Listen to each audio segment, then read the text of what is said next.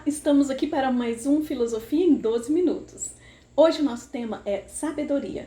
A sabedoria nos evoca um conhecimento prático. Nós tivemos, por exemplo, um relato histórico do rei Salomão, que ele pede sabedoria a Deus para cumprir o seu reinado. E ali, no texto original hebraico, nós vemos que quando ele fala em sabedoria, ali nós temos dois termos: coração compreensivo, um coração disposto a ouvir. Então essa sabedoria de Salomão, para ele, estava relacionado a ouvir a Deus. Teve outras pessoas também no mundo antigo que falaram sobre isso, por exemplo, Sócrates. Sócrates dizia que ele ouvia uma voz interior, que ele chama de daimon. E essa voz direcionava ele da forma correta de agir no seu dia a dia. Aristóteles, ele vai diferenciar a sabedoria prática, a que nós utilizamos para tomar decisões em nossa vida, da sabedoria intelectual, através da palavra frônesis. Enfim, tudo isso nos mostra que a sabedoria, ela nasce de um desejo de fazer algo correto, algo bom. E isso está relacionado para o mundo antigo com a capacidade de ouvir. Aí eu te pergunto, o que você tem ouvido? Qual a voz interior você tem ouvido? Quais são as coisas que te levam a agir? Então, a sabedoria está muito ligada ao modo de pensar, agir e falar. E na filosofia, isso está muito próximo de algumas questões que a religião também evoca, exatamente por conta das questões éticas. Então, a sabedoria tem toda a relação com o nosso comportamento, o modo como nós nos comportamos perante as pessoas. Aí nós temos uma questão interessante em relação ao desenvolvimento da história da filosofia. O que aconteceu ao longo da história da filosofia? Ao longo da história da filosofia, o pensamento ocidental começou a separar teoria de prática, mundo real de mundo ideal, corpo, mente, ser ou não ser. Então, isso ficou marcado através do pensamento de Platão e Aristóteles, essa dicotomização do pensamento, exatamente para você conseguir expor os conceitos e explanar os conceitos. A filosofia contemporânea, a filosofia dita pós-moderna, ela vai exatamente tentar trazer uma síntese desses conceitos, mostrar que essa dicotomia não é paradoxal. Enfim, o que acontece hoje? Muitas vezes nós não temos uma coerência entre o nosso próprio discurso ou o nosso discurso e as nossas ações. Isso se deve em parte também por essas dicotomizações. Mas você observa, por exemplo, nas redes sociais, é muito comum nós vemos, através desses últimos acontecimentos, por exemplo, pessoas mostrando as falhas nos discursos e ações de outras pessoas. Quando nós fazemos isso, quando nós cobramos a coerência, a consistência, né, das ações de uma pessoa e a consequência também, né, são princípios da lógica do pensamento que nós pensamos que estão relacionados tanto com a nossa capacidade cognitiva, tanto com a nossa capacidade volitiva, ou seja, de fazer escolhas.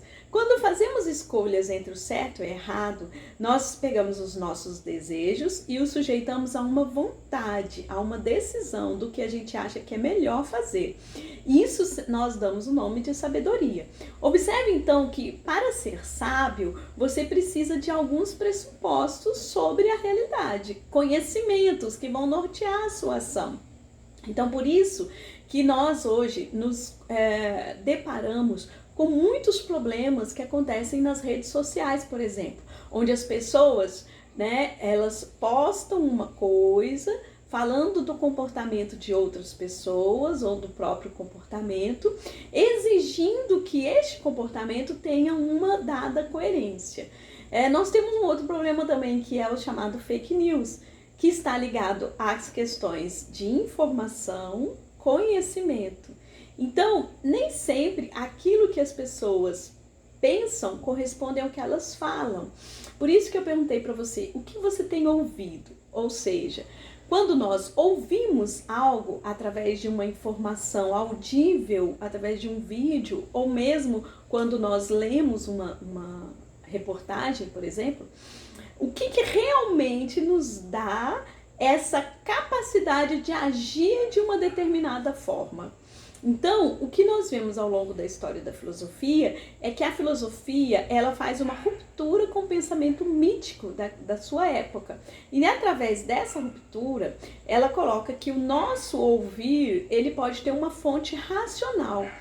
Então, quando eu pergunto o que você está ouvindo, qual é a fonte do seu conhecimento que te leva a agir? Essa fonte é filosófica, é religiosa, é popular? Essa fonte é científica? Então, todos esses conhecimentos, eles existem e têm a sua validade. Mas em qual deles que você se baseia para o seu saber prático? Ou seja, para agir na vida prática. Então, ao contrário do que muitas vezes a gente pensa, vários filósofos acreditavam em Deus. Tem gente que pensa assim, nossa, o filósofo é aquele cara malucão, sem noção, que é ateu. Não, nós tivemos muitos filósofos que basearam o seu conhecimento, inclusive, na sabedoria cristã, que usam, inclusive, termos que são usados dentro do contexto cristão. Por exemplo, atualmente nós temos muitos filósofos ateus, mas nós temos também um resquício de muitos filósofos que foram gnósticos, místicos, cristãos, como eu já disse, Enfim, na realidade, nós temos aí uma discussão muito profunda que nós não vamos esgotar nessa aula de apenas 12 minutos, mas o que eu queria mostrar para vocês é que a filosofia surge de uma necessidade que nós temos de responder a alguns problemas que são problemas da nossa existência e que nos levam a um modo de agir e pensar.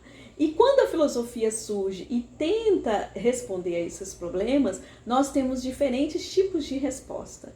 E quando a filosofia surge no Ocidente, ela cria essa dicotomização do pensamento, ela se separa da religião e da mitologia da época, ok?